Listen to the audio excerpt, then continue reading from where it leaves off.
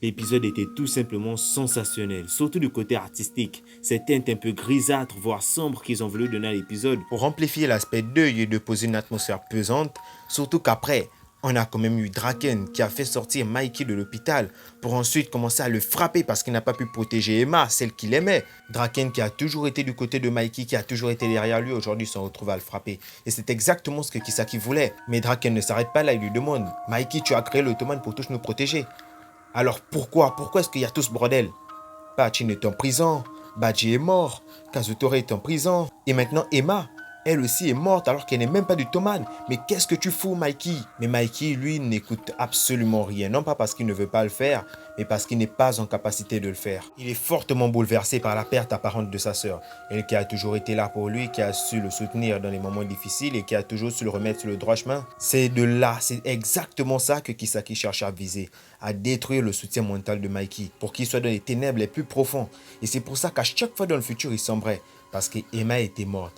Et la vraie mission de Takemichi n'était pas de sauver Draken, non pas d'empêcher le combat contre le Walala, d'empêcher la mort de Badji, ou même d'empêcher la mort de Shiba Taiju, mais plutôt de sauver Emma. C'est elle la clé de l'histoire. Ou peut-être que ce n'est pas elle, peut-être que je me trompe. Moi, je n'ai pas regardé le manga, je suis animé online, mais pour l'heure, la clé du puzzle, c'est Emma.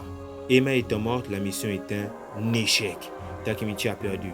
Il n'y a plus rien à faire, il n'y a plus rien qui puisse changer. Elle est morte dans le passé, donc il ne peut pas voyager dans le temps pour aller la sauver. En disant à Draken qu'il doit rester fort et accepter la mort d'Emma, il se rend compte que lui fait tout le contraire. Hinata est morte. Pourquoi n'accepte-t-il pas sa mort?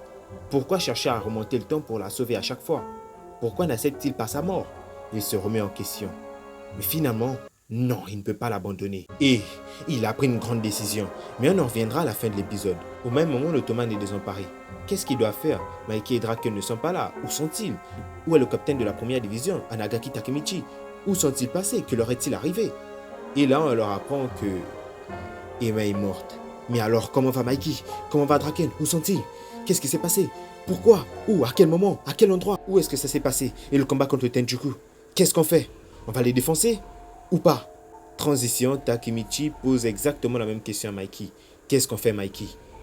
Je sais que c'est pas le moment, mais on doit aller affronter le Tenjuku. L'affrontement est dans quelques heures. On attend tes ordres. Mais Mikey n'a pas la tête à ça. Il n'a pas la tête à ça et on comprend exactement pourquoi est-ce que dans le futur il sombre. Avec tout ce qu'il a traversé, avec toutes ces choses précieuses qui étaient à ses yeux qu'il a perdues. Comment ne pas sombrer? Il a perdu son frère, il a perdu sa sœur, et là le Toman va être anéanti par le Tenjuku. Le combat contre eux est la dernière chose à laquelle il pense. Même dire que c'est la dernière chose à laquelle il pense est un bien grand mot. Mais Takemichi n'abandonne pas. S'il doit le faire seul, il va le faire. Il va aller affronter le Tenjuku. Il ne veut pas les laisser comme ça. Et Draken, où est-ce qu'il est? Takemichi, capitaine de la première division, s'en va alors tout seul pour aller affronter le Tenjuku. Il rejoint les autres, mais personne n'est d'avis d'aller les affronter. Sans Mikey ni Draken, on va perdre, c'est sûr. Qu'est-ce que tu penses? T'es fou? C'est parce que t'es le capitaine de la première division que tu penses pouvoir nous donner des ordres? Tu penses pouvoir remplacer Badji, c'est ça? Tu te prends pour qui? Tu n'es qu'un bleu. Arrête de faire ton intéressant. Tout le Toman le tourne au dos. Chacun retourne chez soi. Ils savent pertinemment que s'ils y vont, ils vont se faire défoncer par le Tenjuku. Mais Hatsu n'est pas de cet avis. Lui ira avec Takemichi. Toute la première division ira, ainsi que Shifuyu. Et au moment où personne ne s'y attend, Mitsui a refait surface, Smiley aussi, ainsi que Akai et Hongri. Purée, là tous les membres du Toman commencent à se hyper. Personne ne va abandonner, personne ne va laisser ce que le Tenjuku a fait sans être puni. Ils vont tous aller se battre, quitte à y laisser leur vie. Tout ça pour venger la sœur de Mikey et rendre gloire au Toman. Tout le monde commence à se hyper et à reprendre espoir. Dans la foulée, Takemichi annonce qu'il va sauver Emma et ressusciter Badji et le faire revenir à la vie. S'il peut voyager dans le temps, s'il peut faire un truc aussi insensé, alors il peut tout faire. Tout ce qu'il doit faire, c'est vaincre Teta Kisaki, vaincre Kurokawa Izana et détruire le Tenjuku une bonne fois pour toutes.